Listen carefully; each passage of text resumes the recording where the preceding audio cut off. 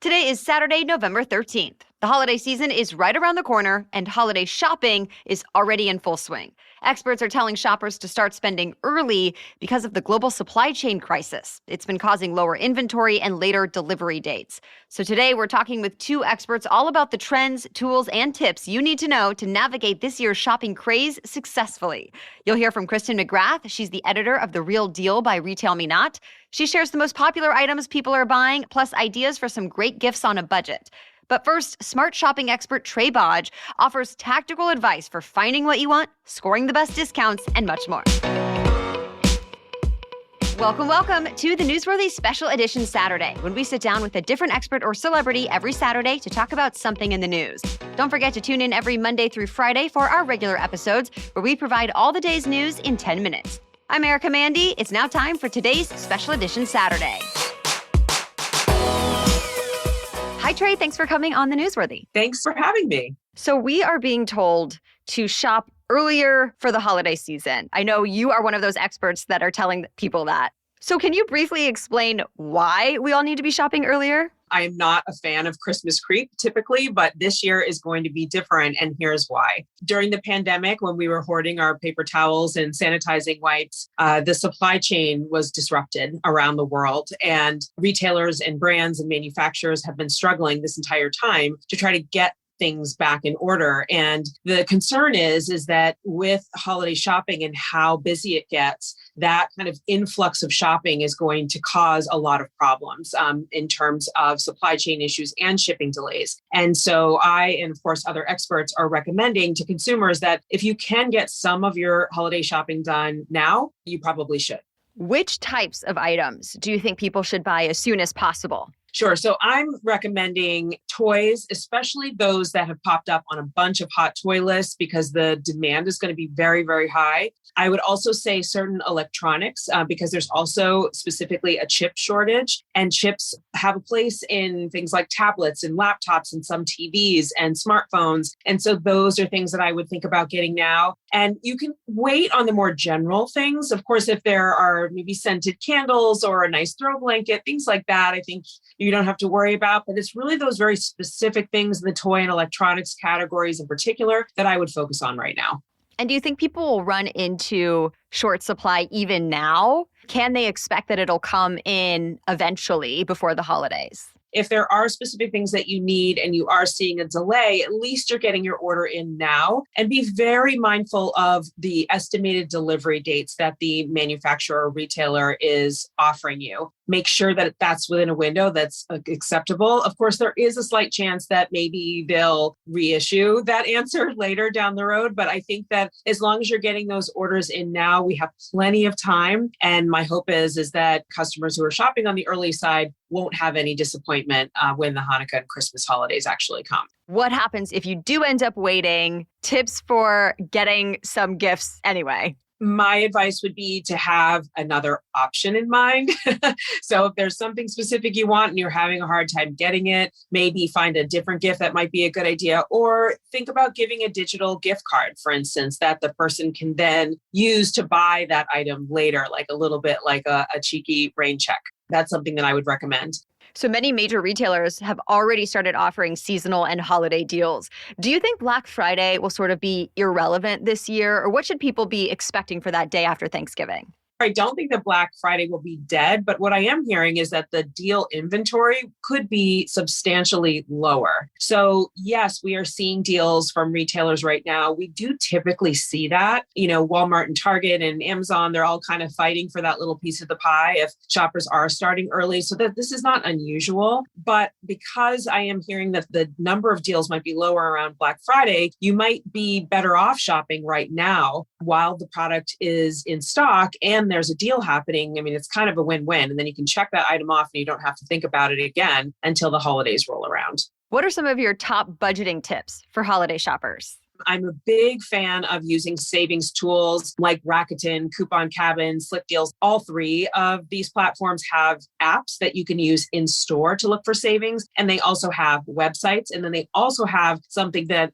is my very favorite way to save is a browser extension. And if you're not familiar with the browser extension, it's a free tool that you install on your computer. It essentially makes your browser smarter. And in terms of shopping, it will alert you to available savings as you browse. So if you go to a website, you'll get a little pop-up that'll say, hey, cash back is available here. Click to activate. They also do things like as you're shopping, a little thing might pop up and say, hey, there's a savings available here. Or when you're at checkout, it may offer to run coupon codes for you. So this is like a little shopping assistant that I just love. There are lots and lots of good ones like Honey and Coupon Follow and Smarty and RetailMeNot. So, they all look a little different. They all function a little bit differently. So it might be nice just to kind of check a couple of them and see which ones you prefer.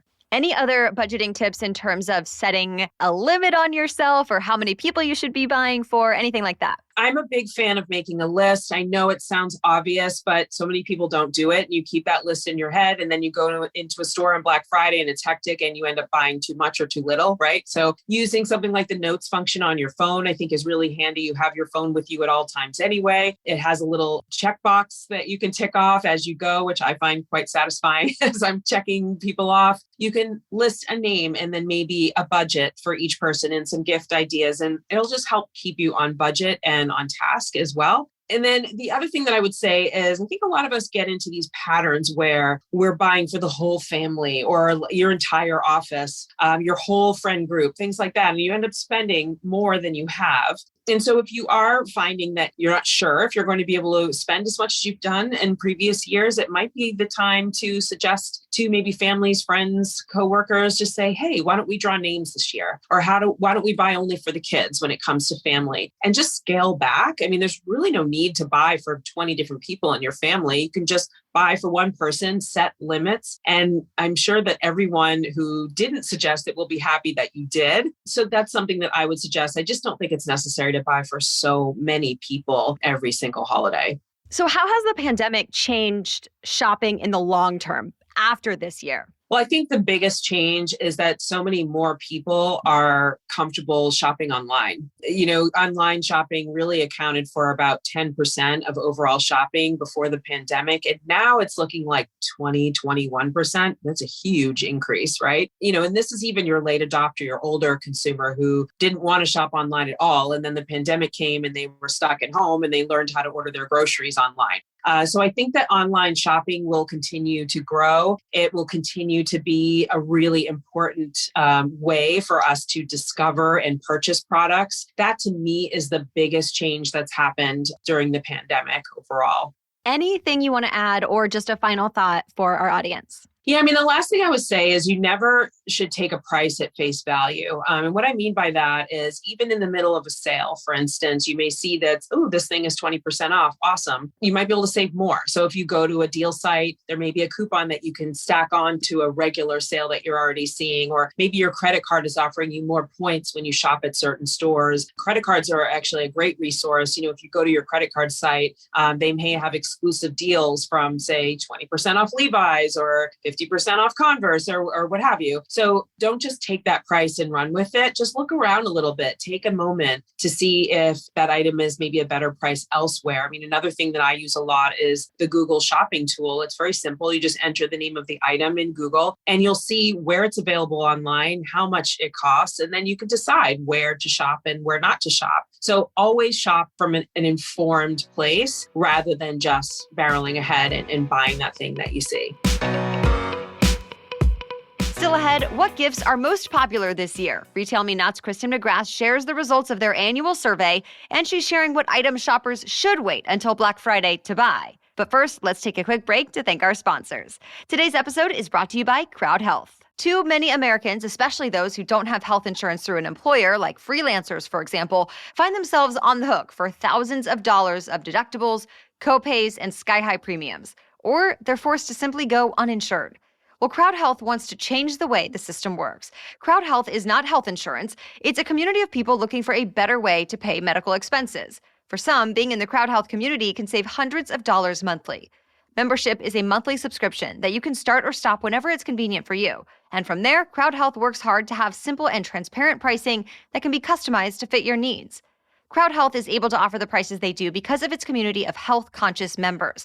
And they have a great offer just for our listeners. You can get your first 6 months for just $99 per month. That's a savings of almost 50% versus their standard pricing. Just go to joincrowdhealth.com/99 and enter the code newsworthy at sign up.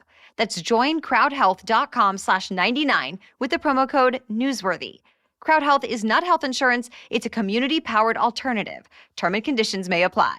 This episode is also brought to you by Rothy's. I'm guessing you're busy, and as you juggle a million things in your daily life, the last thing you need or want is uncomfortable shoes. And that's where Rothy's comes in. The number one word Rothy's customers use to describe their shoes is comfortable. And now that it's fall, Rothy's offers an exclusive autumn collection featuring washable merino wool styles of shoes. And I can tell you from experience, because I have a pair of Rothy's merino wool shoes, that this style is soft, cozy, and chic. And they're super high quality. I've had mine for a couple of years now, and it's great because I can just throw them in the wash if they get dirty and then keep on wearing them. And also perfect for the person on the go, Rothy's spacious, washable bags, helping you carry your essentials in style and with no stress. And guys, we did not forget about you. Rothy's men's line is now available and features the same level of craftsmanship as the women's line. And to help you welcome the fall season in style, Rothy's is doing something special. It's a super rare opportunity that's available for a limited time. So right now you can get $20 off your first purchase at rothys.com/newsworthy. That's ROTHYS, rothys.com/newsworthy. Head to rothys.com/newsworthy to find your new favorites today. Okay, now to my conversation with RetailMeNot editor, Kristin McGrath. Hi, Kristin. Thanks for coming on the Newsworthy. Thanks so much for having me. What would you say people are planning to buy this year? We recently performed a survey, actually, and we asked them just that. What are you planning to buy for the holidays this year? Clothing and fashion is the biggest category. That's no surprise. It's kind of the biggest category every year, and it's extra big this year because people are kind of going out more. They're thinking more about holiday parties. And of course, clothing is also a very giftable item. So clothing's number one. Beauty and self-care, really popular among younger shoppers. And then, of course, tech, electronics, all those things people love to buy for each other and for themselves around the holidays. Anything else from your survey that really stood out? We asked people how much earlier they're planning to shop this year and whether they're planning to shop early. About a third of our survey respondents said they're going to shop earlier this year than they did last year. And last year was a really early start too. So, I mean, people are already out there, already looking, already shopping.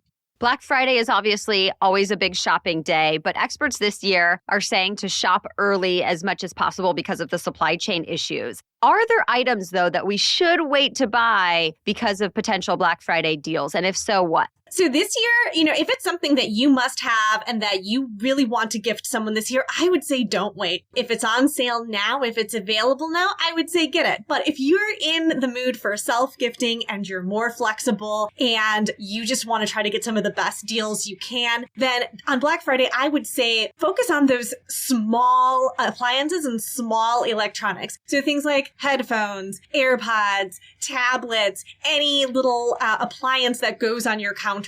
I mean, those are going to be, upwards of 40% off, possibly even more. They're solid Black Friday buys every year. For people who have kids or are shopping for kids, what are some of the most popular toys or kids items this year? One of the newest toys that's very popular is the Magic Mixies Cauldron. It's this magical toy where children say spells and put little ingredients in the pot and out pops an interactive magical creature. Right now, I'm seeing these only on the secondary market. They came out earlier this month. They're pretty much sold out everywhere. And it's iffy whether or not we're going to see restocks. And of course, gaming systems, again, super popular, always popular around the holidays, but going to be really hard to come by, especially if you're in the market for one of the new ones this year. Going to be really hard to find in stock.